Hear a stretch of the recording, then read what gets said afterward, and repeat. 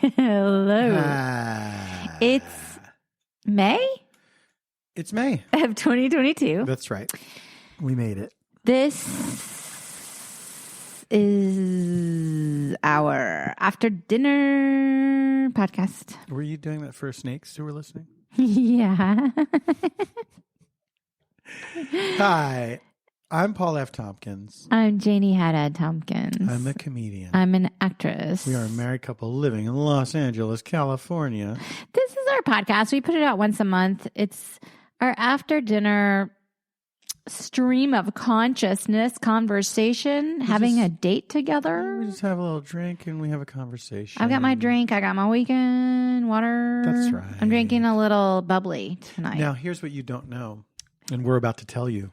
And we have to tell you because anything could happen. We're being mischievous. We're recording this on Thursday. We have to tell you in case, because I'm going to put it out tomorrow, Friday night, like we normally do. Yes, which is your tonight if you're listening to it on Friday. Yeah. Or your yesterday if you're listening to it on Saturday. So, like, that's as far as I obviously we have to tell you, like, because if, like, I don't know. We can't keep secrets from you. Like, if Donald Trump dies or something and we don't talk about it, then you're going to be like, what? They didn't talk about the big news that Donald Trump died? If Elon Musk buys another thing, Nintendo Switch. If he buys a Nintendo Switch. He buys an NFT of a Nintendo Switch of it. Crypto is not doing well. Did you know that? No, I don't know anything. Yeah. Cryptos are bad. Also, they're going down the tubes. Is it though? Because like nothing is really anything. Well, it's true that nothing is really anything, but this particular nothing that people were trying to convince was anything is not doing well currently. Here's the deal. People were making fun of Matt Damon, apparently. Oh, really? Yeah, because he did that Super Bowl commercial. Oh, he did? Yeah. Oh, my God. He's like, you got to invest in crypto. Wait. I will say this. If you're a money. Yeah, if you're a money. And you need to buy an ad with a celebrity, then I don't know. How successful are you as a money? How successful are you as a money? What celebrity spokesperson is there for the U.S. Mint? What celebrity spokesperson is there for like Pennies? Pennies aren't popular anymore. Yeah. So like we need somebody. Here's how well money is doing. They're letting pennies go. We need Katy Perry to do a commercial. I'm changing my name to Katy Penny. Hi, I'm Katy Perry for Pennies. I'm Katy Perry for Pennies. Anyway. Commercials for pennies. Wait, do we want to tell people? This is Matthew McConaughey for the dime. It's the littlest coin, but it's 1/10 of a dollar. Wait, if Matthew McConaughey promoted dimes, like for real, like I'd be into dimes only because like it would make me laugh. Yeah. Because like he'd be like, you'd get really into dimes. Like you buy a T-shirt of a dime. Here's your change, Mr. McConaughey, 10 cents. All right. Because he did the thing for was it Cadillac or Lincoln? Yeah. He was Lincoln. Yeah. Where he leaves the party. Oh wait, Lincoln. He should be for Pennies. Do you remember? He should be for Pennies. That's right. So Katy Perry has to do dimes. He could do like a cross. What is it called? A collab. Mm-hmm. Like between Lincoln and the penny? Yeah. Like I don't know why they haven't done that already. Like, okay, Pennies, if you're listening. Right. Oh, and Pennies. You know what else? Log cabin syrup. Wait, is that a Lincoln thing? Lincoln. Honey. Oh, that was his log. That was his log cabin? I thought Abe. Well, no. Not specific. Log cabin syrup is not specifically referenced to Abraham Lincoln, but log cabins are a reference to Abraham Lincoln. No, Yes. What do you mean, no? Oh, wait. Is he the one? He's honest, Abe. He couldn't tell a lie. Is that the thing? Yes. And there's like a cherry tree and stuff. That's George Washington. Here's our two famous non-lying presidents. Non-lying presidents. George Washington, who did lie and then went back and said, no, he didn't lie. Somebody said, who chopped down the cherry tree? And he was like, me. I cannot tell a lie. I did it. Wait, that was Washington. That was George Washington. Abraham Lincoln, was famously honest. Like he walked miles to return a book or something like that. Some shit like that. Sweet. Cool. Honest Abe. So log cabin syrup, Lincoln logs, of course. Got to get them in there. Okay. What else? Hats, the tall hats. Stovepipe hats. Well, I don't know. Are they really? I may be the last person who has one that's not an Abe Lincoln impersonator. Okay, here's the deal. Pennies. Go to Lincoln Town Car's Instagram page and go in their. I'm sorry, you're addressing Pennies right now. Pennies. Telling him this is what they should do. Go to Lincoln Town Car Instagram page, comment on the latest post, and say, "I love your posts. DM me for a fabulous collab. We should do something. We should do something together." This is a great idea. Okay, we're like out of our minds tired right now, by the way. I'm so fucking tired. I'm so tired. I'm so tired. We're tired for different reasons too. Yes, we are. But I've not been sleeping well. I talked about this on Freedom today. I did 2 Freedoms today and then took a nap, which kind of helped. Mostly helped, I guess. Well, you had also built that into your calendar because you were like, okay, here's what's going to happen. Because I was like, are you sure you can stay up? Because I was like, we started early with Freedom. Yeah. And then, so anyway, and you're like, here's what's going to happen. I'm going to do 2 Freedoms. I'm going to come home. I'm going to sleep for like 30 minutes. Then I needed you to help me with something. You helped me with something. And then you're like, yeah, I can do it. I can do it all. And I was like, okay. And then, anyway, we didn't say why we're doing it on Thursday. So I'm going to tell. We can also reveal that as well. While you're listening to this, we will be coming home from Dodger Stadium after the Phillies beat the Dodgers. I love that energy, and keep that energy after the Phillies beat. Now, here's what I want you to do, because when we go to baseball games, I know you have a tendency, if things are not going our way, you will say, well, that's it. We can't win. Which is, you can't do that in baseball. I know baseball's like the one that... There's a lot of superstition, and you have to keep believing until it's over. Okay. Yeah. I'll do it. You have to keep believing until it's over. Do you know what a rally cap is? A rally cap? Yeah. Mm-mm. Oh, you turn it backwards. You turn it inside out. Oh. I think maybe some people turn them backwards, but I see a lot of people turn them inside out. All I know is we're going. That's why we couldn't record tomorrow night. That's why we're doing it Thursday. So if Donald Trump dies tomorrow and we're not talking about it, it's because it didn't happen yet. It's happening tomorrow. We're enjoying the alerts we're getting on our phones at the game. Yeah. All right. So things have been crazy. I traveled. You went to Austin. Yes, with Mark Evan Jackson. We did some shows at the Moon Tower Just for Laughs Comedy Festival. We did our 2-man improv show. And some people tweeted us about it on our Stay of Homekins tweet page. Some very nice things that they saw you and it was awesome. And so while you were doing that, I went back to Charleston. I went to see my mom and I went to my high school alumni weekend. And man, that was do they do that every year? Well, they do it every year, but not for every graduating class. I see. This year, I guess I would have assumed alumni weekend was for whoever was an alumnus. No, it's or alumna. It's for this one was for a year ending with 0 to 7 and 5, whatever. However they do it. Those years were invited. Were invited back. Right. Yeah. And then when we all got together at the Cougar Bar, when I say all of us, it was only half the class. I went to a smaller school. There were 38 of us in the class, and about half of us met up at the Cougar Bar the night before. And some wild shit went down. Now, the Cougar Bar, that's not the name of the bar. No, it's called the Red Drum. It's in Mount Pleasant. Murder spelled backwards. Red Drum. But we started calling it the Cougar Bar. It is no, everyone knows it's a Cougar Bar. Actually, I think it's a restaurant. That's its branding. By the way, it's a restaurant / bar. It's not it's a bar. But my mom and her friends go there. Not to eat food, though. This is before. I don't know why I didn't. By the way, I've been there and I didn't know it was a restaurant. I've eaten there before. Okay. I think like a long time ago. Anyway, whatever. I went there. Mm-hmm. I've been back. Shit's been crazy. I've auditioned a lot. Of auditions, yeah. Well, I've been fortunate, and I had to knock on wood. I added managers. Mm-hmm. I was looking for rep, and I got a manager, 2 managers, their team. Mm-hmm.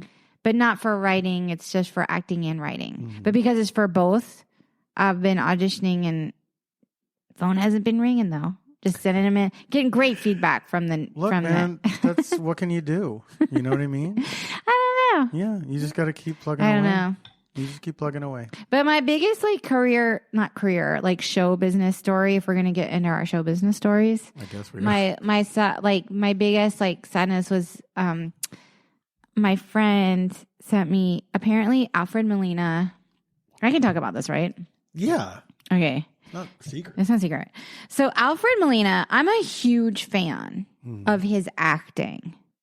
In a way where when I saw him on Broadway for the first time after I finished drama school, and it was like kind of a life-changing experience.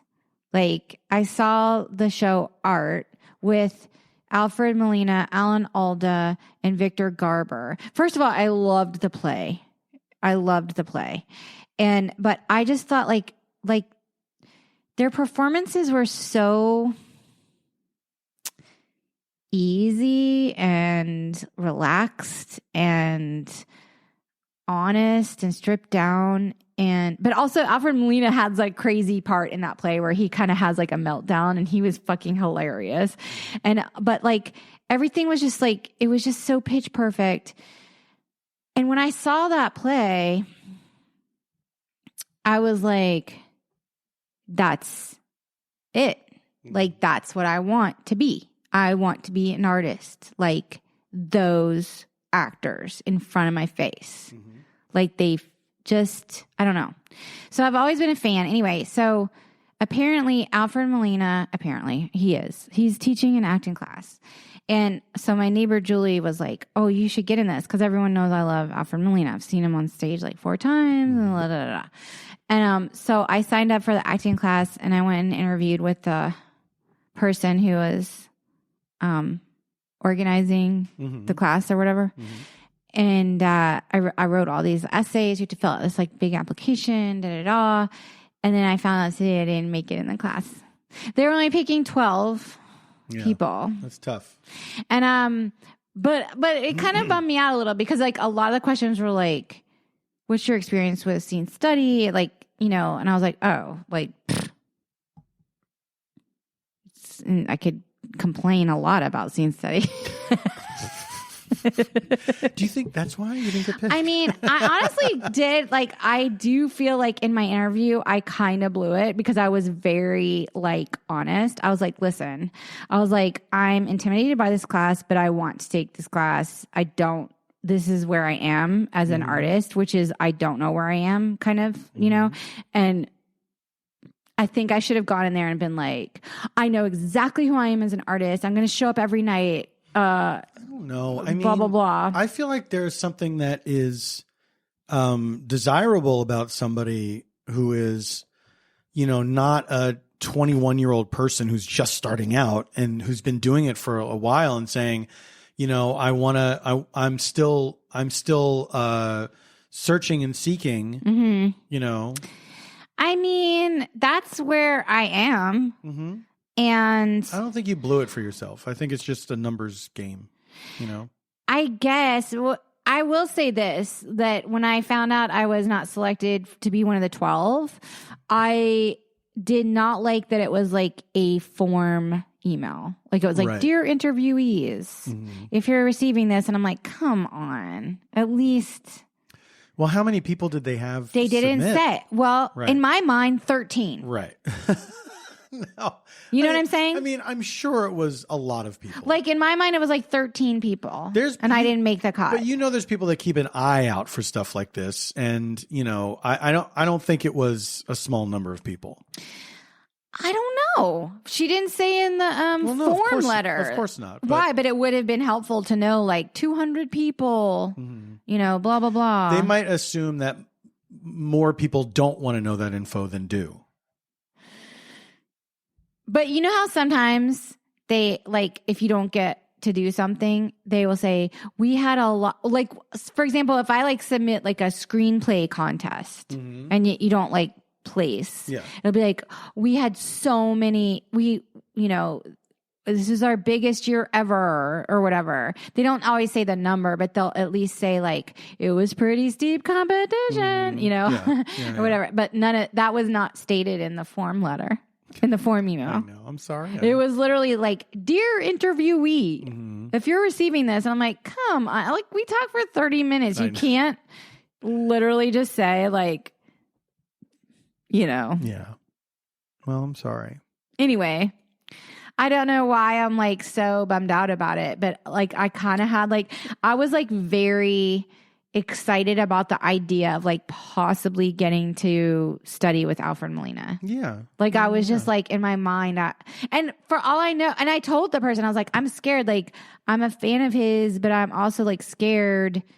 They say don't meet your heroes. Do you know what I mean? Yeah. And we talked about this. I don't think he's one of those Well, guys. she was like, Fred is wonderful. And I'm like, okay. Dear old Fred. Yeah. And I'm like, okay, Fred. I think he's one of those people that he is what he seems to be, and that you would not be like, oh, he was a monster. Anyway, what about you? Tell me about your life. I don't want to talk about boring acting for the rest of my life. Telling people on Instagram, because I posted the picture and I realized, oh no, it's not coming out till tomorrow night. Oh, you posted it on Thursday. Just out of habit. Should I delete it? Has anyone seen it yet? Yeah. Well, I don't know. Is there like a metrics button? No, some people have seen it. 200 people have seen it. Well, can you edit? I just did edit it. The comment releasing tomorrow night. Oh, yeah. In all caps, though. No, not in all caps. They're gonna have to just read it like a regular sentence. Okay, that's fine. It's fine. Tell me about you and your life and how you're dealing with the collapse of society. It's just a hard week. I just have not been getting good sleep. I've been having stressful dreams, and had a really bad depression the other day. And then this morning when I went to take my pills, my medication, I saw that I'd missed a day. Are you fucking kidding me? But isn't that's too fast of a dip? I don't know about that. For one day? Like I was bummed out. I was bad. Oh yeah, I was concerned. But also I asked you 500 times, like, did anything change? Did your Well, honey, I didn't know until today. I know. I'm just saying, pointing out. I know. Well, yes, okay. So on the record, you did your due diligence. But because it was so noticeable. Yeah. Do you know what I'm saying? Yeah. Well, I certainly didn't hide it. I told you, like, here's what's going on. Well, I could see it. You could look at you and see. But yeah, I've just been, as things are getting back to, hustle, normal or whatever. I'm feeling overwhelmed because there's a lot going on. Yeah, there is. There's a lot going on. I will say, last week, you were singing a different tune. Mm-hmm. You were basically saying like, oh, absolutely. I like this. Yeah. Like I'm in a better place about it. I think even earlier this week I was saying that. And then it just like I had a night where my sleep was so bad. I kept waking up in the middle of the night. That's miserable. And I have not. You were probably having like a withdrawal to recover from that. From the, like antidepressants have very severe withdrawal now. They're saying like you have to be so regimented with titration. This was before I missed that day. Oh. Yeah. Interesting. Okay. I'm saying like Tuesday. I think Tuesday was a bad day for you. Like a bad day. Yeah. Yeah. Tuesday was a bad day. And then I slept poorly and it was bad. It was bad. And then you kind of made yourself go out Tuesday because we had an event. Yes. Oh, you know what? It was Monday. It was Monday. The week started badly because I didn't sleep well Sunday night. This sounds boring, but yeah, it really fucked me up. I kept waking up. Did you talk about on Freedom about your depression feelings? Yes, and then we quickly changed the subject. Great. No, it was fine. I mean, those guys Scott and Lauren were very nice, and like I feel like I can openly talk about stuff like that because, you know, a lot of people deal with it. There's nothing wrong with it, and a lot of people deal with it, and it's like it's not a weird thing. I don't try to make it into an event. You know what I mean? When some people talk about their mental health and they really like to talk about it a lot. And I like to just treat it as, oh, this is a thing that happened to me. I think everyone has like a different relationship to their sort of like I don't want it to pathology. I don't want it to define me. It is definitely it's a part of who I am. No. But I don't want it to be like I certainly don't want it to be my identity, you know. No. But I do want to be It's not your identity. I hope not. I mean, what even is... Oh, the depressed guy? Paul Tompkins? Yeah. Oh, I know what you're talking about. Yeah, he's always depressed.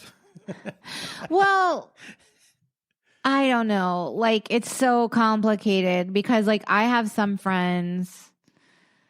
I don't know. Like, some people have, like, different relationships to, like, suffering. For sure, yeah. Like, they kind of, like, have an attachment to it. And I feel like you... definitely, like, you almost like want to be like it doesn't happen. It's such a well, of course drag. It's exhausting. It's such a drag. It's like it hijacks you. That feeling, yeah, exactly. That feeling that I was having. It totally steals. It like comes in. It snatches you out. Yeah, it snatches you away. Yeah, and it was like I was on the elliptical machine and like. Which is really struggling, like almost crying. Which is like amazing that you made because like scientifically. Mm-hmm. A little bit of exercise can help your brain chemicals. It could have been even worse, maybe. Yeah. Yeah. Like you knew this is a thing that I can do for myself in this moment to help. But you know what's funny is create some brain chemicals. I woke up feeling kind of bad, and then it just got worse. And I got to the gym, and it was just like I was just thinking about all the things that I had to do, and I was feeling overwhelmed. And then I was just. Getting that old depression feeling that I haven't had in a while of like things are just very bleak and, it's like I feel like I can't see straight because it's like I have to do all these things and they amount to nothing and blah, blah, blah. Like all that kind of really defeating thought process. You know? It was really bad. And today was better, but not. I'm still not out of the woods. No, I know, but you're sort of like you're facing this thing that's sort of happening to you. Yeah, it really caught me by surprise, though. I have to say. Well, sure. And this week has been very tough in that way. Well, it's not fair. Emotionally tough. It's not fair. You don't deserve it. Thank you. Well, nobody does, really. Well, I think of a few people who deserve it. Well, sure, but I mean. We'll see what the news brings us tomorrow. You're really hoping for something very specific. I think I maybe hinted at what it was. Yeah, I think so. So I'm curious if this is impactful of your mental health because have you noticed? Have you noticed a certain tenor? Luciano Pavarotti?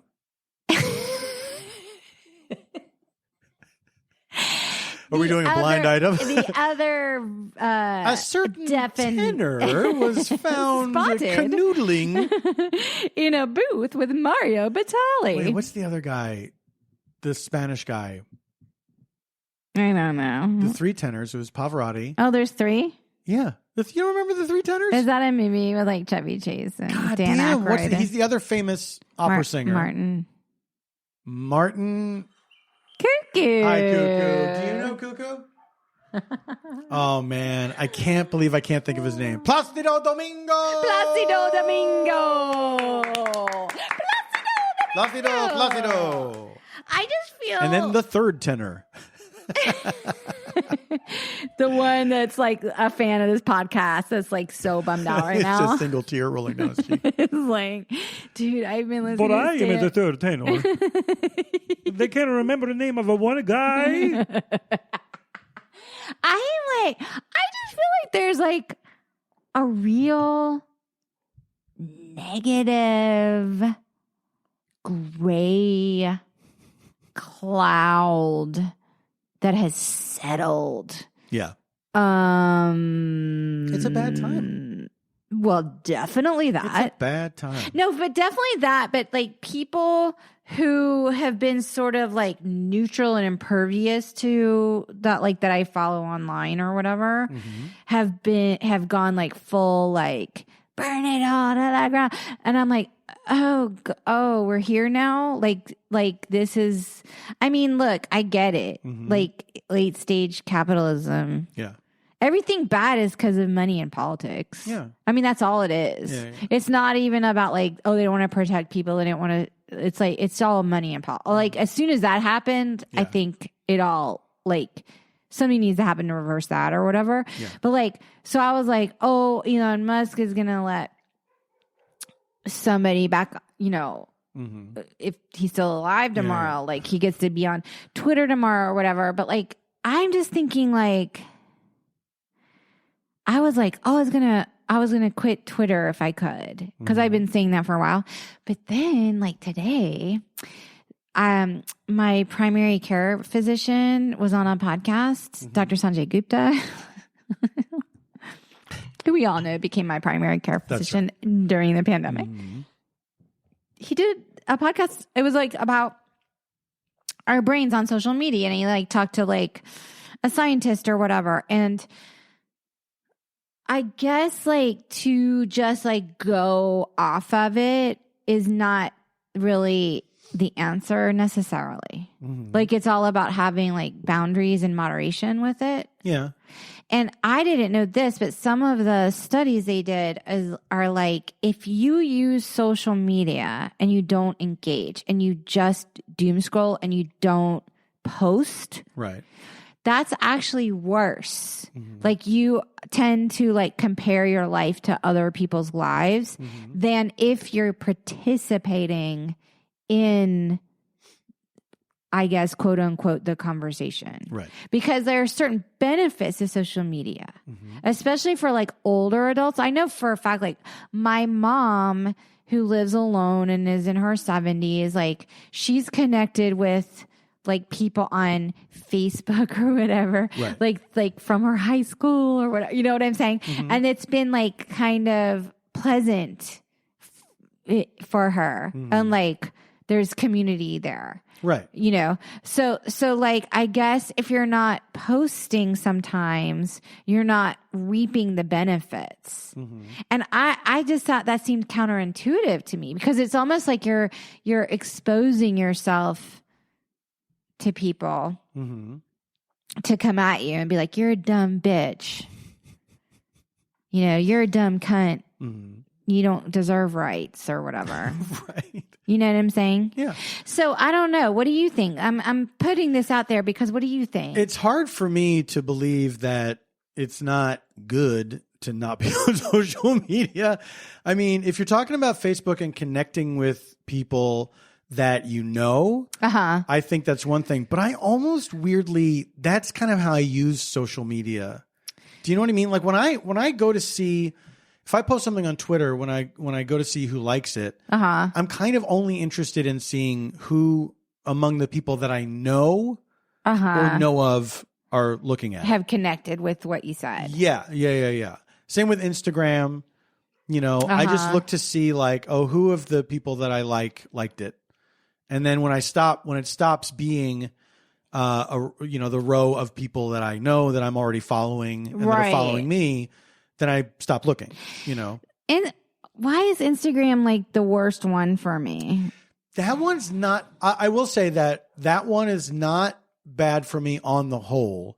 I can sometimes, it makes me feel, I have that same thing that I'm sure everybody has sometimes, that you look at other people's lives and you're like, wow, I wish I was doing that, or whatever. But not that, but that's also, you can mute people, you know what I mean? Well, something about Instagram, like, is so performative to me. Like a lot of like, as if there's conversations about issues, for some reason, Twitter feels so much more raw and unfiltered to me. Yeah. Like, but then when I go to like, if something happens with an issue, then I go to Instagram and I'll see like people like circulating like the same memes or links. And I'm like, this isn't about like your opinion on something anymore. This is like, I don't like that slacktivism stuff. Yeah. That bums me out a little bit. But like, I don't know. Like, I'd rather understand like what people think and feel like genuinely, you know? Well, I think it's the difference between, I don't know, you know, writing out a thought you're having and coming up with a caption for a photo.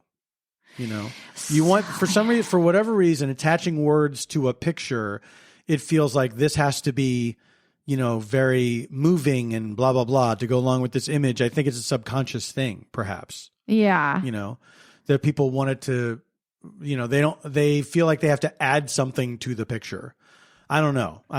But I also, that's not as much of an issue for me in what I'm seeing in my feed. But I will say the thing that frustrates me most about Instagram is I don't know when anything is happening. And, you know, I'm seeing like people's Mother's Day posts top of my feed 5 days after Mother's Day. You know what I mean? Like the algorithm. That shit drives me crazy. And apparently there's a way that you can see things in real time. What? But it doesn't seem to be doing anything for me. Something? Yeah. Well, that's the same on Twitter. You can switch from real time to algorithmic this or that. Yeah. But like in general though, like everyone is so negative right now. Like I'm not even enjoying people's thoughts about things because they're not like nuanced. I know. People are just upset. They're fed up. They're fed up. Fucking mad and sad, you know. Everyone's mad and sad, and guess what? I am too. Yeah. But I don't want other people to be like. It's one thing if I'm that way and I'm feeling that way, and I'm trying to like manage my own emotions and my own responses and feelings about things. But I don't want like other people like doing that. Yeah, I hear you. Is that bad? Is that like selfish? In a way, like I want people to be like measured and smart and like. Educating me on things. I don't think it's selfish to have the desire to see something that's different than what you are thinking and feeling. You know? Right. I don't know. We got to take a break. We do? Yeah, we do. All right. We'll be right back after these messages. Hi, guys. Guess who's back? Green Chef. What is Green Chef? Well, let me tell you, Paul, it's a CCOF certified meal kit company. Green Chef makes eating well easy with plans to fit every lifestyle, whether you're keto, paleo, vegan, vegetarian, gluten-free, or just looking to eat more balanced meals. Green Chef offers recipes to suit your preferences. Are you like, oh, like what are meal kits? Oh, well, they're like, oh, a box of food that like comes to you with the food and the recipe card that tells you how to cook it. Green Chef makes cooking easy so you can spend less time stressing, right? We just got through talking about what a difficult time it is. So you can have more time enjoying delicious home-cooked meals. Green Chef offers 24 always changing recipes to choose from every week so you never get bored. And with Green Chef, hence the green, you're reducing your food waste by at least 25% versus grocery shopping, according to a HelloFresh Global Food Waste study. Green Chef is the #1 meal kit for eating well with dinners that work for you, not the other way around. I love when we get Green Chef meal kits. Paul, have you ever had a Green Chef meal kit that wasn't delicious? No. So, because you're a listener of Stay of Homekins, please go to greenchef.com/homekins130 and use code homekins130 to get $130 off plus free free shipping. Free shipping. Go to greenchef.com/homekins130 and use code homekins130 to get $130 off plus free shipping. Green Chef, the #1 meal kit for eating well. Thanks, Green Chef. Feels is a better way to feel better. Feels Premium CBD will keep your head clear and help you feel your best, just like Casey Kasem used to sign off with. CBD has been proven to greatly reduce anxiety, pain, and sleeplessness. Oh, you know what? I got to take some CBD because I've been having those 2 out of 3. Navigating the world of CBD can be complicated, and at Feels, they look to make the process as simple as possible so you and me can start feeling better sooner. Are you new to CBD? Welcome. Feels offers a free CBD hotline to help guide you through the discovery process. I want to call that hotline. Hi, I'm about to take CBD. Am I a good person? Do you know CBD is right for you? Well, then Feels hassle-free membership program is guaranteed to help you feel your best month after month or your money back. It's just that simple, gang. It is shipped direct to your doorstep in only a few days. Feels is the new, natural, healthy, better way to feel better. Now, look, I've taken Feels before, and then I'm going to be honest with you. I flat out forgot about it, and I'm going to take some tonight because I need to so I can sleep good. And I can fucking calm down. Sorry for swearing in the spot, Feels, but I think you'll understand where I'm coming from. So join the Feels community to get Feels delivered to your door every month. You'll save money on every order, and you can pause or cancel every time. Feels works naturally to help you feel better. There's no hangover or addiction. So I want to give you this offer, and I'm going to repeat it 3 times. Become a member and get 50% off your first order. Become a member and get 50% off your first order. Become a member and get 50% off your first order using our code Homekins. It's like Candyman. That's right. And then great savings appear. Thank you, Feels, for making me feels good. Feels. Feels. Feals. Feels. You're truly outrageous. Feels. Truly outrageous. Whoa, Feels. Feels. Well, this is ironic. We were talking about feeling burned out and overwhelmed. And right now, we're living in a very overwhelming time. And many people are burned out without even knowing it. Maybe you feel lack of motivation, feeling helpless or trapped, detachment fatigue, and more. Personally, I'm feeling overwhelmed because this post-COVID life, even though we're still dealing with COVID, I guess, but we're getting out in the world, it's just a lot. It's a lot. You've got your phone buzzing all the time. You've got to try not to get sick. You've got to do this. You've got to do that. And with BetterHelp online therapy, they can remind you to prioritize yourself.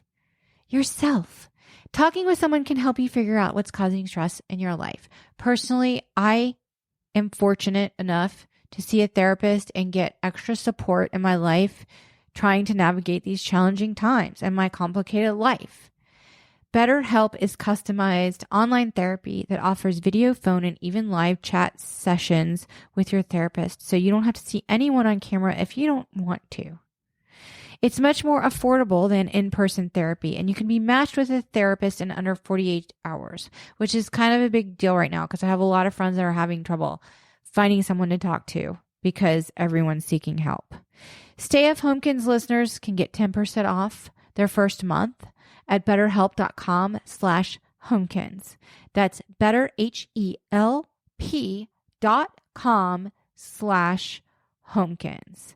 So if you need to talk to someone, even if it's just to dip your toe into it, and this is accessible to you, please take advantage of our discount and don't hesitate to get support.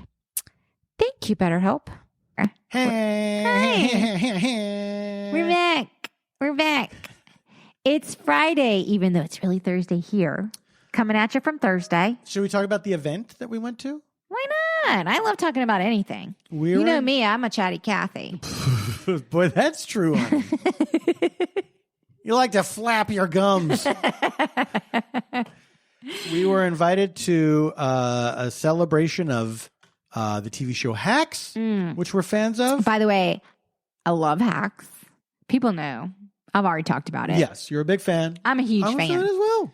I'm a huge fan. So The season 2 just premiere. Their official premiere event was Monday. Yes. Then Tuesday night they had a thing called the Hacks Roadhouse, like a promo-y kind of thing. I think you get invited to stuff because you have over 1 million followers on Twitter. Yes, exactly.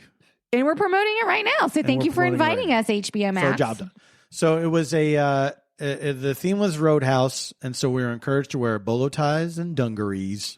Luckily, I have dungarees. Luckily, also, my mom's friend, Barbara Julius, her son makes bolo ties, and she had just sent me a bolo tie like several months ago. Out of nowhere. Yeah, and she was like, here's this beautiful bolo tie. Guess what? Hannah Einbinder complimented my bolo tie. She did. We saw Hannah there. She's one of the stars of Hacks, y'all. There were performances by several comedians, but we did miss them because we timed our meal poorly. Well, can I just say this? Yes, please. That the flyer for the event said drinks and food. We're not going to throw the event under the bus. No, the event was awesome. Like, the event was beautiful. Fun. It was like a rooftop, and they sent us COVID tests and blah, blah, blah. And it was like a beautiful rooftop in Hollywood. But like, it said food and drinks. And so, like, here's the problem. In terms of like events and how events go, right? By the way, we went to another event that was also equally awesome at the beginning of the month when Bob Odenkirk got his Walk of Fame. Yes, I guess we didn't talk about that, right? Because it happened. Well, we're only doing once a month now. Yeah. So it didn't fall on that time frame. By the way, I ran into a fan of Stay Homekins the other night at your performance at the Elysian Theater, and she was like, I loved your show. She was so nice. I think her name was Ellie or Ella. Or Ellie, oh God, I'm screwing it up. But anyway, she was like, Ellie sounds right to me. Sorry that, she's like, I know you guys have gone down to once a month, and I don't mind that you're microdosing us with the show. And I was like, I'm going to steal that. We are totally microdosing our fans with Stay Homekins because it's only once a month. We talked to a few fans, Stay Homekins fans, after that show. Yeah, we did. That was really nice. Yeah. Yeah. And everybody said very nice things. But thank you. Thank you so much for listening. Thanks for hanging in with us. I don't even know. Like, at this point when you're listening, is it repetitive? Is it repetitive? Yeah. Why would it be repetitive? If we're doing it less frequently, why would it be repetitive? I don't know the answer to that other than I sometimes bore myself. Oh, honey. Get in line. I bore myself all the time. I'm just saying, like, as far as events go, like getting back to the Hacks thing, like if they say like there's food and drinks, sometimes when they say there's food and drinks, you go and it's a fucking spread. Do you know what I'm saying? I do, but I'll say this. That is the outlier. 99% of the time. I think it's more 40-60. No. Really? Yeah. This was like a party. You know? But it was at 6:30. I know. Which to me is like, you got to have like fucking sandwiches with the crusts cut off at some point. Cucumber sandwiches. You got to have something. Because like, and the drinks were flowing. Yes, drinks, no problem. Getting drinks was no problem. The drinks, like I literally was sitting there and I had a wine and I was like halfway through and a server that was across the room saw that I was near the end of my glass and materialized with a giant. And I was like, oh, you're fucking me up a little because like I haven't eaten, but I'm taking it. I'm going to take it. We each had a chicken. I had a chicken satay. And we each had a I had one chicken taquito. Satay. I had one chicken satay, bite-sized. I had one potato taquito, bite-sized. I had 2 goblets of white wine. Yeah.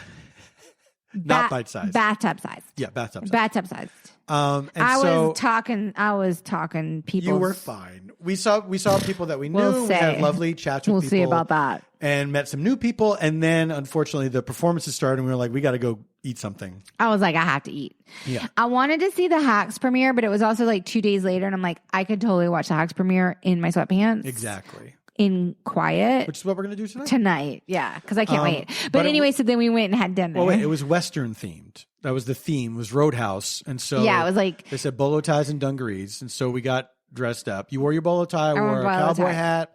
I bought a pair of jeans to wear. But you used to have jeans. I was surprised that you didn't have jeans. I have jeans until I realize I never wear jeans. Then I get rid of them. And then there's an event that says, you had to wear have a pair of jeans. jeans. And then I buy jeans. I wear jeans like every day out of the house. But you know I'm not a jeans guy, honey.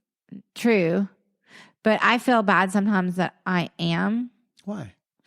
I don't know. Like, I'm just so, I don't know. Why do you feel bad about it? I just don't have. Most people are jeans people. There's nothing wrong with that. I feel like I got to sometimes step it up with you. No, you don't. You don't. Well, because I'll wear I'll wear like a blazer, some kind of casual blazer and some khakis, some chinos. I want to talk about the event, though, the Bob Odenkirk one. Did we not talk about it? We didn't. I talked about it on Freedom, but not on here. Yeah. This is the problem. It was really fun. It was a really weird and wonderful event. And Bob, a guy who was very instrumental in my career, gave me my first big break, and that was.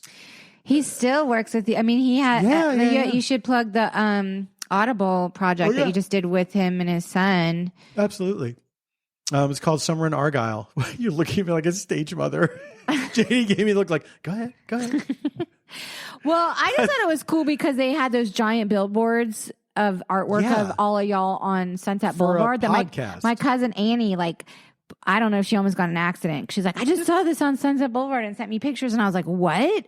Like, this is amazing. Like, this poster's like amazing. Yeah. And it was like you and like a top hat and the other cast members as well, like painted like in really cool. Yeah, it was really cool artwork. Poster. Yeah. And it's a very silly series. But you are mentioned in Bob Odenkirk's book. I know we've talked about this. I swear we talked about it on the last one. We may have. I'm an idiot. Well, are we going to cut this out? Honey, no. We cut nothing out. But I mean, I just also am enjoying the new season of Better Call Saul. Yes. Yeah. And I feel like I kind of hit it off with Howard. Yes, Patrick Fabian. Yeah. Because we took a funny selfie and you and Bob are in the background and we're being really mischievous. The picture is really funny. I'm dying to find out the fate of his character on season 2 of Saul because I'm going to post the picture. Let me say this about Howard on Better Call Saul. Yeah. Howard did nothing wrong. Howard did nothing wrong. No, I agree, but he's, in my opinion, I think that he's the receptacle for the rage against. No, of course, but but it's funny because when I first watched the show, I was like, oh yeah, Howard's a jerk or whatever. And then when I was rewatching, Then I was rewatching it leading up to this season, and I was like, wait, this guy is just like a guy. He didn't do anything wrong to anybody. He doesn't deserve any of this. He's actually kind of healthy. Yeah, for sure. Until this season, he's being pushed. He sounds a little phony sometimes. His buttons are being pushed. Yeah. Well, because he's a lawyer and he's a good lawyer and he's Yeah, it's funny. It's funny to watch. Well, the scene where Kim gets, oh my God, we're getting so into Better Call Saul and I don't want to, I guess spoilers ahead if you're not up to date on the final season. Sure. But this scene in last season where Kim gets furious with him over talking about, what's the brother's name?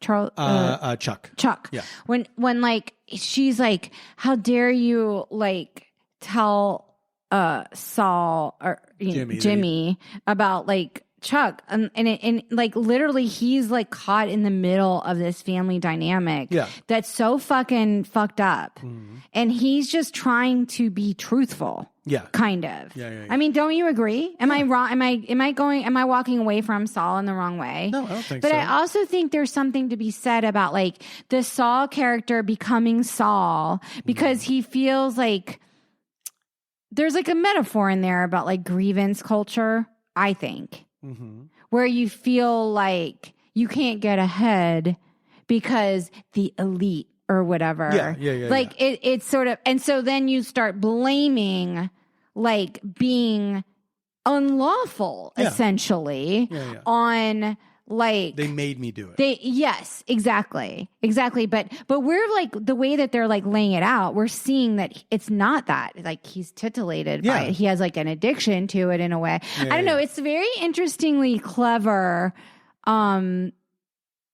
It's just I don't know. Like I love the show. Obviously. I mean, you can't deny that it's not like a wonderful piece of art. Yeah, it's terrific. Yeah. It's I mean, don't show. you think? Yeah, I do. I love Breaking Bad. A lot of people are like, "Oh my gosh, Saul's like a little better than Breaking Bad and this and that." And I'm like, I don't even think you can compare in a way. Only because like the tones of the two shows are just ever so slightly. I feel like there's a little more humor and like dark humor in Better Call Saul because it's Bob. For sure. Right? For sure. What do you think? But I think that they definitely share, they're both stories about a man's pride leading him down a dark path. But they're also kind of stories about like not like turning, like if you're unable to get ahead in the system, then the only way to do it, I mean, the way they make it seem is like the only way to do it. Well, that's the way the characters talk about it, but that's not what it is. It's their pride. And like Walter White was, he had his pride wounded when he was, starting with these tech people, and then he walked away from that. And they got rich. I forgot about those people. Yeah. And his whole thing, and I thought it was like a little subtler, in memory. And then when I was rewatching it, I was like, oh no, this is spelled out pretty well. Like this guy he's doing this for himself, and he's telling himself and everybody that he's doing it for other people, but it's all for him. Is like the show though, like in a funny way, like about white male, like toxic masculinity? Yeah, for sure. It's the wounded pride of these people that are very entitled and feel like they've been dealt injustices that it just hasn't. That's not what has happened at all. Right. Like they've gotten themselves, like Walt's whole thing was he got himself estranged from those people. Like they didn't do it to him, but in his mind they did it to him. It's so interesting. Like it's so interesting because the way that they set up like the journeys of the protagonists, both like Jimmy McGill and Walter White, it makes it feel like they don't have a choice. Like the writing is such where they seem so propelled by their nature. Yeah. Like it has like a Greek tragedy. It has, I mean. Yes, but don't you think? It all starts with them getting themselves into these situations. And then the fun is like, how are they going to get out of it? Right. But it's always they got themselves into the situation. Anyway, it's just so good. Like if you guys haven't watched Breaking Bad and Better Call Saul, I mean, it's funny to even say that because I feel like doesn't everyone watch these shows? Like these shows were such huge like cultural touchstones. Breaking Bad for sure. Yeah. Definitely. And now Saul too. But like, and like, I guess like Saul is on Netflix now, but not the final season yet. Right. I will say there's something on Netflix this week that I've seen a lot of people talking about that I will never watch. What is it? There's like some documentary about some guy who like impregnated 7,000 women with his sperm donations. Why do you draw the line at that one? Of all the true crime things that you watch. I love true crime. Paul knows this. What made you not watch this one? I think it's so disgusting on such a level. It's pretty disgusting, yeah. Like, it freaks me out. Did you ever see that movie, The Boys from Brazil, where they like clone Hitler? Oh my God, I haven't seen that in such a long time. You know what I'm talking about? Yeah. They like clone Hitler in Argentina or whatever. Do you know what movie I have not seen since it came out when I was a kid? And I heard people on a podcast talking about it on that Too Scary Didn't Watch podcast. An American Werewolf in London. I don't know if I've ever seen that entire movie. I wonder if it holds up. Like the way the podcast was talking about it sounded like it held up pretty well. But it was definitely a classic at the time. That movie, there was a jump scare in that movie that haunted me for the longest time when I was a kid. All I remember about that movie is the brunette actor, like hair growing on his body. That's right. Now, do you know who is that actor? David Naughton. What happened to him? He worked, but I don't think he ever. I think that was his biggest thing, probably second only to. And I don't know if you're old enough to remember this. Darling, I am very young. He was the spokesperson for Dr. Pepper. Be a pepper, drink Dr. Pepper. He was back when you could make six figures on a commercial. He was a handsome young man who wore a white shirt and a black vest and some khakis. I mean, I totally remember Be a Pepper. Yes, and he would sing the song about Dr. Pepper, and then people would gather around him, and they would all become peppers. You know what is so crazy? You know how like commercials are always like so slick and stuff? Yeah. I think they should like reenact. You know how like there's like that blog where like you like there's like a picture of you and your brother with like your Raggedy Ann doll, and then they'll like reenact it at age like 37, right, and they like put on this thing. You know what I'm talking about? Yeah, I do. And they completely do the exact thing, same pose and everything. I think it would be cute to see old ads like reenacted with old people, the same people but now old. That's not where I was going. Like I wanted you to be where I was going. So like the skeleton of the Where's the Beef Lady. No, they just put a wig on a skeleton and they put a little string on the jaw. No, actually, where I was going is that I wanted you to be the pepper guy. I'm probably like 30 years older than he was when he did that. But it doesn't matter. It's not about the age. It's about the ad. It's about the performance. Does that make sense? But it's advertising, so it is about age. They don't want some old man doing an ad for a soda that is rumored to have prunes in it. What are you talking about? There were prunes in Dr. Pepper. The so there was like cocaine in Coke and then prunes in Dr. Pepper. The mystery flavor of Dr. Pepper is reportedly prunes. And I don't know. Dr. Pepper is good. Dr. Pepper is good. I like a Dr. Pepper occasionally. Is Mr. Pibb and Dr. Pepper the same flav? I think so, but I don't remember. I don't know if I've ever had a Mr. Pibb. What? I love that Zevia, the fake sugar people. I want you off that fake sugar, but I can't say it to your face, so I'm going to say it on the podcast. You're doing it right now. That's what I'm saying. I say it on the podcast. Yeah. But I'm worried about the fake sugar. Sure. Are you going to grow like an extra arm or something? Sure I am. But their Dr. Pepper flavor is Dr. Zevia. Dr. Z, baby. Dr. They Z. didn't even bother. They're just like Dr. Zevia. All the other ones they come up with a different name for, like whatever their 7-Up is or whatever. And this one's just Dr. Zevia. Remember that fancy soda you bought me from the grocery store that one time, and we've never seen it again? It was so good. Oh my God. There was the butterscotch root beer, and then there was the Italian cherry. Italian cherry. Yeah. It's like a Wisconsin brand. Was that Dang? That's good Dang. soda? Dang exclamation mark was the name of the brand. No. I don't think. Oh, you don't? Was it? I think it was. Oh my God. That was like. It was really good. The best. That was like a little dessert. Was it? Yeah. That's not how I enjoyed it, but. How did you enjoy it? I just had it like a regular drink with food I was eating. It was so good though. It was really good. It was like. And then I haven't seen it since. I haven't seen it since. It's a specialty item. It was like a treat. It was a treat. I guess that's why I say like a dessert. I had a Cheerwine when I was back in South Carolina. Mm-hmm. That's a North Carolina soda. I like Cheerwine. I love Cheerwine. Yeah. I think Cheerwine's good. It was no Italian cherry. I'll say that. No. I'll say that. But it's got a fun name. It's got a fun bottle. It's got a fun name and a fun bottle. Yeah. And I like real soda. So The brand, when I was a kid, the local brand was Frank's Soda. And they had a variety of flavors. what were the flavors? Well, you'd have your cola, you'd have your 7-Up type thing, you know. It was like all the standard soda flavors. Okay. But they also had a black cherry Wishniak. What does that mean?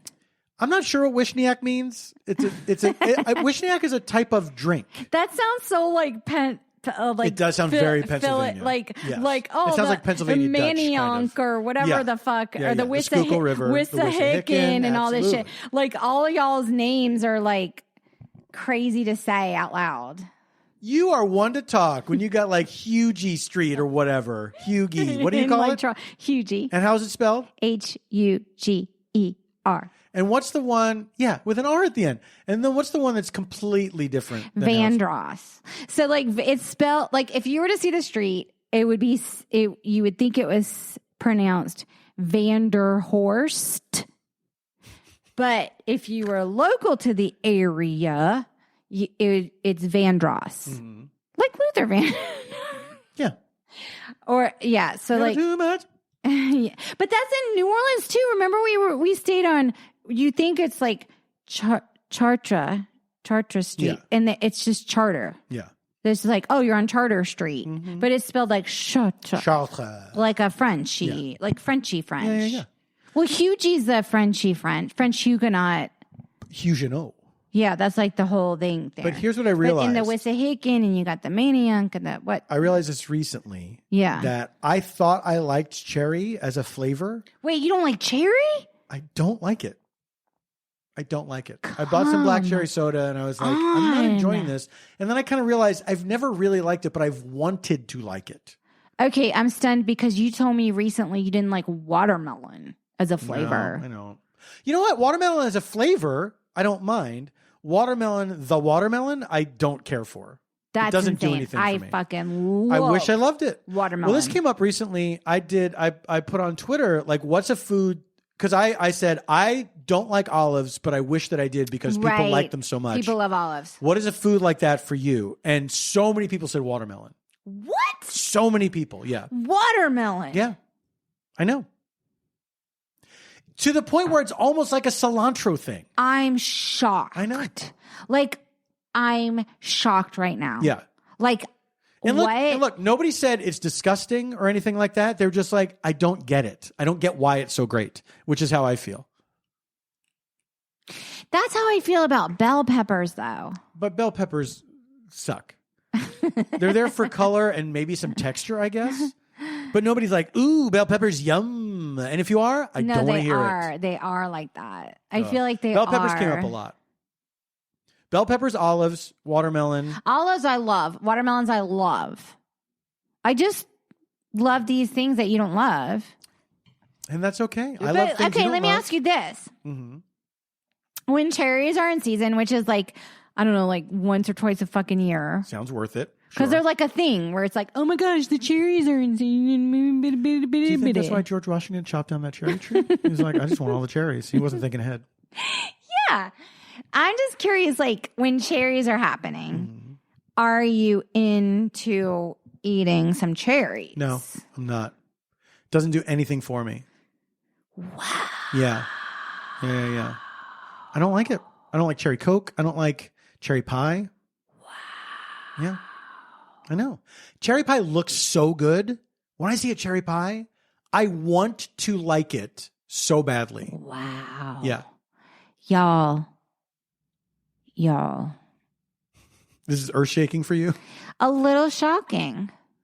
You do like, I'm trying to think of like certain seasonal things, like peaches. You can do peaches. I'm into peach, yeah. I don't like to eat a peach, but I like, I do. like if it's cut up in a peaches and cream kind of thing, yes. that's enjoyable. Lovely. Yeah. Lovely. Yeah. But I don't like to eat, as they say, a peach. And you know what ruined it for me? Call me by your name. Well, but that's you can't be too careful. That's a stone fruit, like a cherry, though. Yeah. Like you've got like a stone fruit situation. Yeah. What's your favorite stone fruit? I like plum. I think plums are good. I love plums. I don't think I like stone fruits. You know what stone fruits are? Like they're like ephemeral. Like you like it's like they come in. Mm-hmm. You gotta like there's like a day or two when they're like the right time. You can slice your hand off trying to cut one open. You know what I mean though? It's like whatever. Anyway, we should let's talk recommendations. We got like. Well, I did want to mention something. Stuff. I did want to mention something. Yeah. Because you got sent like a little preview box for us to watch that show. It's about the making of The Godfather. It's called The Offer, and it's on Paramount Plus. Yeah. And I have to say, I found it charming. It's fun. Yeah. And Matthew Goods is a British actor, and he's playing Robert Evans. And I feel like he is just relishing this man. Because Bob Evans, I believe, was such a character. I'm like, I don't know if you guys like know a lot about him, but like, I only know about him because I went and I saw this documentary, The Kid Stays in the Picture, which he narrates, by the way. Great documentary. He has a very specific based on voice. Based on his memoir. Yes, and he narrates it, and it's a fantastic documentary. Did I think it was a good idea? No. Was I going to do it? You bet your ass I was. He just like talks like he's just like a total character. A character from a bygone era. Yes, absolutely. I just enjoyed that documentary, and then to see this actor embody that guy who I wouldn't think when I saw Matthew Good, I'd be like, oh, he should be Robert Evans. Yeah. In my mind. Yeah. But like when we realized it was him, that was a fun moment. Yes. I just think it's like a very charming, like if you like movies, if you like stories about the creative process, if you like Los Angeles, a certain era of Los Angeles, there's a part of me that has... If you like Giovanni Ribisi talking like Buffalo Bill from The Silence of the Lambs. I like his performance in it, actually. You know what? It grew on me, I have to say. I like his performance. It really grew on me. I just like think like LA, like there's a certain time of LA that captures the imagination if you're a movie lover or television. Like just, you know what I'm saying? Yeah. Yeah, absolutely. Yeah. Absolutely. I'm not saying it's like the best thing I've ever seen, but I find it entertaining. If you're looking for something like that's pure entertaining. It is absolutely entertaining. Yeah. It's not like in terms of like prestige TV or whatever, it's not, I don't think it's trying to be anything more than what it is, which is fun to watch. It's really fun to watch. I agree. Yeah. I agree. Yeah. And then the guy from Grey's Anatomy is playing Marlon Brando. Oh my God. Yes. And I'm like, I know you had like a encounter with that guy once at the UCB. I don't know if you're allowed. I met him briefly backstage at UCB. At the UCB. Yes, and he was a very nice guy. Yeah. And so, anyway, I had to say like, to like dig your heels into real people like that, especially actors. Yes. As an actor playing another actor, I think that can be intimidating. Yeah. Do you know what I mean? Yeah. And look, the performances run the gamut. Like the guy that's doing Al Pacino is doing a good job. It's a little bit of like an impression in a way that the other ones don't feel like. Yeah, I agree. You know what I mean? But it's still fun to watch. I'm really enjoying it. It's so cute to watch. Like I just thought it was enjoyable. Yeah. I liked it. But other than that, I know we recommended Pachinko before, but we finally finished it. Pachinko's special. Pachinko's very special. Yeah. I'm really glad we watched that. I didn't want it to end. We're caught up on My Brilliant Friend, which we've recommended. That's right. I started watching Snowpiercer on HBO Max. Well, I know that has this actress I'm a big fan of. Allison Wright. Allison of Wright. course. I follow Martha her. from The Americans. I love her so much. I do too. I think she's so. But yeah, I started watching that. Good. It's based on the movie, which I've never enjoyed. seen the movie, or I don't know the book, or I know nothing about it. I It's don't about think you a would train? like the movie. Is it about a train or something? Yes. It's like a dystopian future where the Earth is pretty much frozen over, and rich people make this big train. Sure. Until they can eventually figure out what they're going to fucking do. So it's like Noah's Ark. Yes, kind of. Yeah. And then like the lower class people get on the train and then they have to deal with the lower class people. So it's directed by Bong who did Parasite. Boon Jong-ho? Oh my gosh, this is embarrassing. I know, it is embarrassing. Should I just look up his name? Yes, please. It's Boone, isn't it? I can't remember. Now I'm terrified to say it. But the series is very enjoyable. Good cast. And I also... Oh my gosh, you're right. Bong Joon-ho. Bong Joon-ho. Oh, thank God. But I also caught up on Raised by Wolves. Oh yeah, you were kind of into that. It was a very sci-fi. Here's the thing. It's two seasons. It's 2 seasons so far. I thought I watched all of season 1. And then I realized when I was like, oh, I should like get back into that again. I wonder if I should just kind of catch up on what I missed or what I saw to refresh my memory. And I realized what I thought was the entirety of season 1 was just the first episode. So oh my God. There was all this. That show is batshit crazy. Like in a Dr. Foster kind of way. Because that show's fucking crazy. I think even crazier, if you can imagine, than Dr. Foster. I don't know how many androids were in Dr. Foster. There may but as well. The show has a bunch. Maybe there may as well have been some androids in Dr. Foster because that shit was crazy. But I really enjoyed it. I really enjoyed the 2 leads who play father and mother and father are terrific playing these androids that care about these children. They're supposed to like protect they're supposed to essentially watch over the children that are going to restart the human race. And it's just insane. The show is nuts. It's so much fun. Is it based on a book? I don't think so. I think it was written for television. I love when that happens. Yeah. It's wild. It's really wild. Yeah. Okay. Yeah. So you like that.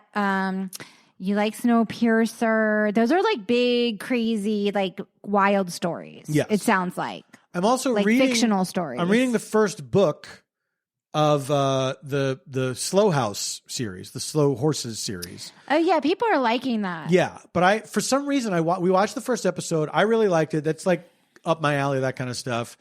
And for whatever reason, I was like, you know what? I want to stop and I just want to read the book. So I'm only seeing the first episode, but I'm really enjoying the book. I feel bummed that like we loved Pachinko and somehow I didn't know it was a book and didn't read the book. Yeah, and I wished kind of that I had read the book because it seemed like it was probably a wonderful book. Let me tell you something. That we never skipped that intro.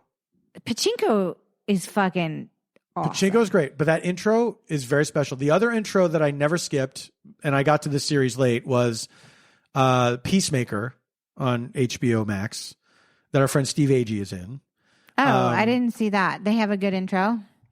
They have it's a choreographed dance, and I watched it every single time, every episode. Intros are getting very sophisticated. They really are. They're bringing back the intro because remember it went away for a while, and it would just be like we don't have an intro for a series. Save Homekins. For a series, they would give you like 10 seconds of a theme song and some credits, you know what I mean? Mm-hmm. And I feel like it's slowly coming back. Certainly these limited series have artful things. Oh my God, the Severance intro is so good. It's beautiful. Yeah. I agree. That's a never skip. Speaking of intros, I just started the Bosch spinoff. What if you said goodbye? Speaking of intros, goodbye. And then we just end the episode. Blah, blah, blah. Bosch Legacy, which is the spinoff of Bosch. It's on Freevee, which is the ad-supported channel on Amazon. Which I don't understand. If I don't have Amazon, right, which I pay for, yes, for Prime, correct. Freevee is not its own app. It's like inside of Amazon, right, and with ads, correct. Yeah. But I thought the idea is like it's basically like if you don't want to pay for something, you can watch it with ads. Like Pluto or something. You know what I'm saying? Yeah. So like why isn't it a standalone app? I don't know. I don't totally get Freevee, but I'm like trying to get it. I mean, I guess if you're paying for the app, this is a channel within the app. But I'm saying like I thought it existed for people who don't want to pay for an app. Right. Maybe it does. It doesn't. There's no way you can get it without Amazon? I couldn't find a way because I I was like, oh, it's on Freevee. And I went to look for the app called Freevee, and there isn't one. Wow.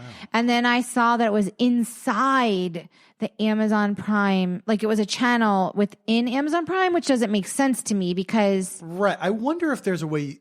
I wonder if there is a way you can Well, access it. I mean, there isn't right now, but like maybe there will be. Like maybe the plan is it'll be like Pluto or whatever. Who fucking knows?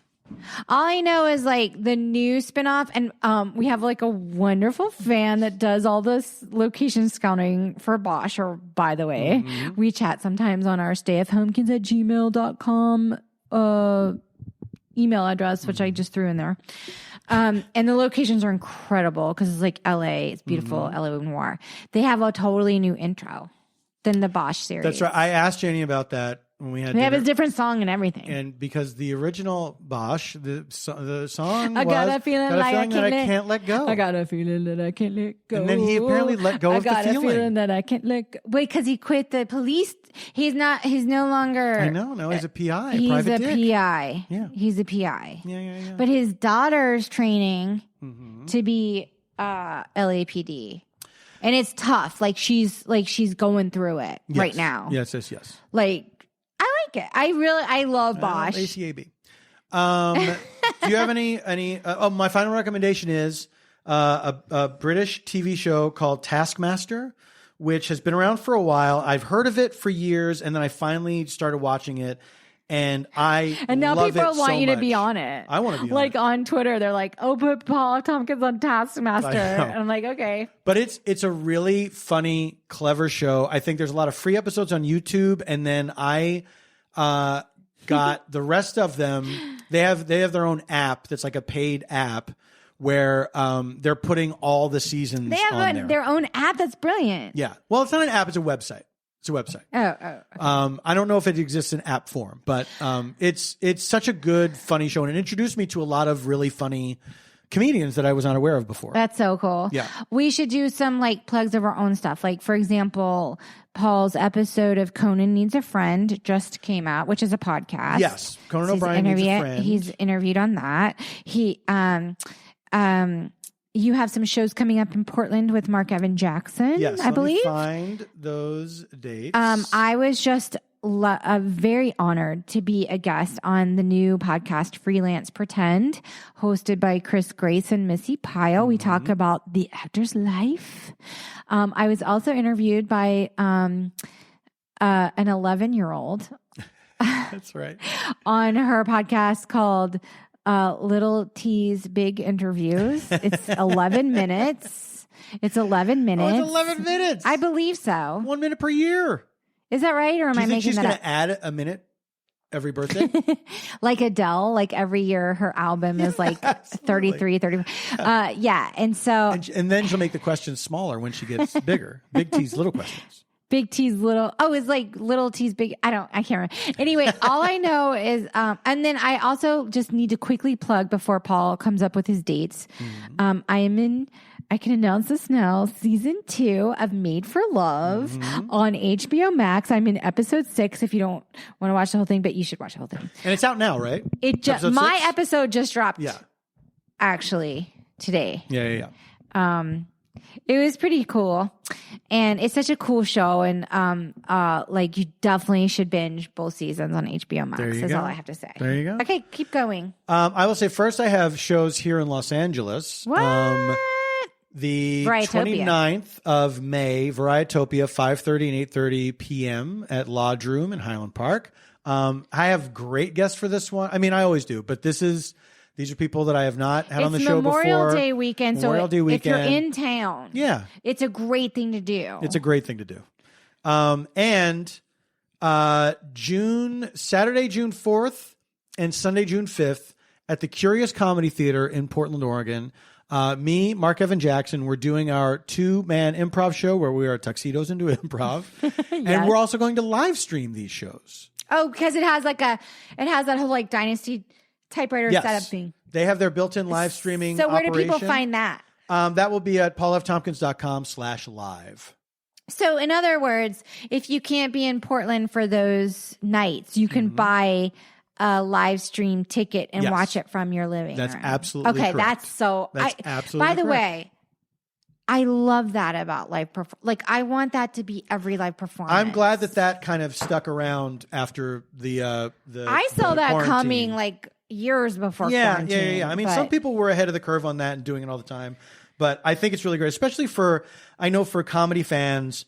You know, a lot of I see a lot of stuff online. It's like, I wish I lived in LA because all these shows happen and stuff. Yeah, cities are overlooked. And speaking of cities, Comedy Bang Bang tour is happening in August. Man, so you guys have announced that already? It's announced, yeah. I forget where the dates are. I think it's the entire month of August. It's pretty much the entire month of August, but we're going all over the place. Basically, Paul's leaving me, and I was like, "How are we going to do Stay at Homekins?" And he's like, "We're going to figure it out." And I'm like, "Really? We're going to figure it out, yeah."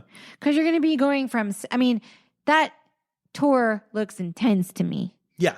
Well, that was the proposed tour. Where I'm going to look and see what the finalized tour is. Oh, it's not finalized. Yes. Yeah. But it's probably close to that. But yeah, it's a lot of dates. Keep an eye, you guys, because the entire month of August, Comedy Bang Bang is hitting the fucking road. Yeah. And it might be at a city near you. And will any be live streamed? Any? Man, I don't know. I have not heard about that. I guess it depends on the venue. But I mean, these are venues that...